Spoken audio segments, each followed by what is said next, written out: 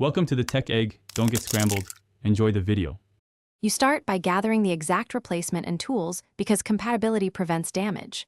Power off the phone, remove the two P2 screws at the lightning port, then use a suction cup and spudger to open the display slightly.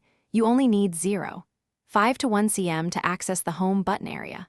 Once done, secure the screen propped up to avoid stress on the flex cables.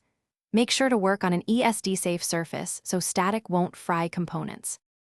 You continue by disconnecting the battery to eliminate short risks, then remove the display bracket so you can access the home button ribbon.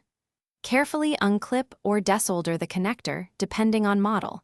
Note that Touch ID requires the original paired flex cable, so you may be transferring it.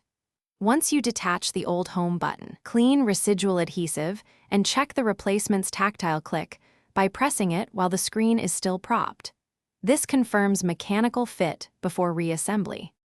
You finish by reconnecting the home button flex and all display connectors, then secure the display bracket and reattach the battery as the last connection.